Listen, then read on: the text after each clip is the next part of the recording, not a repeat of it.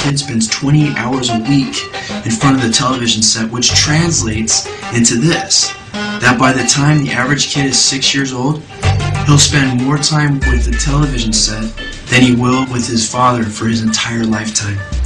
Now, who has more influence? Because there's really no boundaries, no right and wrong. They're taught 24/7 that they can do what they want or live how they want. So it's so critical that we raise the kids, not these Hollywood insiders, not these people that decide what they should believe and not believe. It's critical that we set the bar for the kids, and we instruct them the way the Lord would. Prior to becoming the leader of a cult, Charles Manson spent years digesting the drug-ridden and occult world of Haight-Ashbury and fancied himself as a movie producer. Manson was deeply worshipful of Satan and encouraged his family of followers to be as well. Maybe I should have killed 400 or 500 people, then I would have felt better. Then when I felt like I really offered society something.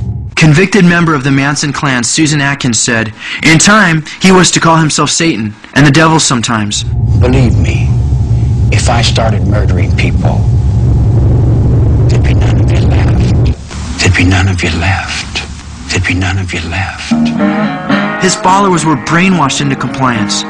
Using music and movies, Manson was able to get inside the heads of his followers and lay whatever foundation he wanted.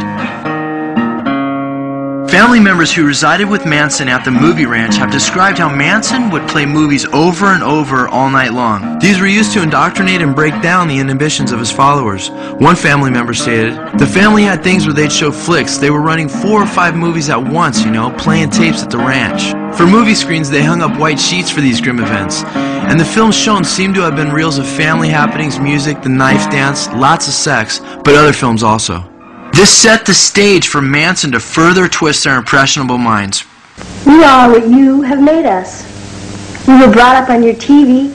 We were brought up watching Gunsmoke, Have Gun Will Travel, FBI, Combat. This guy you were looking to for, you know, entertainment or whatever you want to call it, was killing all through the show. Every show we ever watched was all killing. All those old-time gangster movies where you know, it was all exciting. They were in the cars with the low hats on, and they were cruising, and they were shooting out the windows, or, you know, it was all exciting. And we are what you made us. Let us not forget that in TV we have the greatest instrument for mass persuasion in the history of the world. An important thing to look at here is you look at someone like Madonna, who's very popular in the mainstream media, and Anton LaVey, the founder of the Church of Satan, who has definitely influenced the media on different levels. And both those people acknowledge the power of the media, and they know that it influences people, and that's where they make all their money. That's their bread and butter, is the media. So they know they're influencing all kinds of people. And they know that they're corrupting the culture, because when they were asked if their kids were allowed to watch TV, they said no. In fact, Madonna said that she thought MTV and television was poison. So now the question that's begged is, well, wait, why are these people that are so influential in the media, why will they not allow their kids to be corrupted, but be such prominent players in corrupting ours? You put it out there, and hopefully they get it. I always like to think of it as like, I've got them sitting there, whip a little message at them, whip a little moral at them, whip a little of what my view of the world is, because that's what every good filmmaker does. And we'll lead the world into the 21st century, and I'll make a profit on their backs. This constant barrage of TV propaganda has left an indelible impression on the youth of the world. In accord with Aleister Crowley's mandate for an army of youth whereby he could control the world, the demon-possessed and master propagandist Adolf Hitler declared that film was to be used for the education of the youth. Propaganda, also called mind-raping by the Nazis, was aimed at brainwashing the youth and was so powerful that Hitler once bragged, they will never again be free for the rest of their lives. Und wir möchten nun, dass ihr, deutsche Jungen und deutsche Mädchen, Adolf Hitler opportunistically set the campaign for his occult agenda in motion by indoctrinating children at a very early age. In order to completely own the minds of the children, he created the Youth Film Hours, where it was mandatory to watch movie after movie that painted the Nazis in a positive light. These Youth Film Hours were so successful that they even replaced Sunday school. He outlined, my program for educating youth is hard. Weakness must be hammered away. In my castles of the Teutonic Order, a youth will grow up before which the world will tremble. I want a brutal, domineering, fearless, cruel youth. Youth must be all that. It must bear pain. There must be nothing gentle about it. The free, splendid beast of prey must once again flash from his eyes. That is how I will eradicate thousands of years of human domestication. That is how I will create the new order. Coincidentally, the last troops to hold out against Allied forces in Berlin, Germany were armies comprised of the youth. Joseph Goebbels, a minister of enlightenment and propaganda, had clear objectives for the Nazi filmmakers. I kept impressing my people with one basic truth: repeat everything until the last, most stupid person has understood. How many movies and shows really say the same things over and over in different ways to us? That you can live as you want, be it free sex, drugs, exalting yourself above others. That life's problems can be worked out without God, or that there is no God. Don't talk about right and wrong with me, man, because I just don't give a... It's easy to condemn the Nazi regime as barbaric, yet we are being duped in the same ways as they were by a regime that rejects God and exalts immorality. It was and is America's first form of sex education. Got it. Want to make love to me? Oh, yes, yes. You leave your life outside the theater, go into that dark room, and it draws you closer to the person on screen. Don't stop. Let's do it. Get on your knees. There is a gorgeous woman on my bed. You guys are gonna aren't you? You have someone like that who's very sexually open, in fact, open.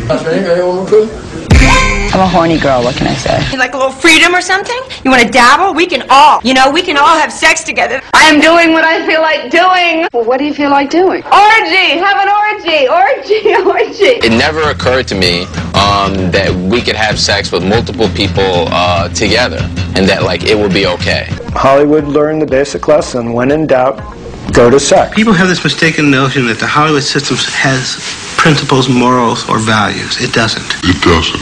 I probably spent a month with hookers and pimps. A prostitute is a woman who will give you a great deal for relatively little money. Today, the movie industry, empowered with demonic force and authority, is shamelessly indoctrinating us with the same messages of carefully crafted immoral propaganda over and over. And what classes are you taking?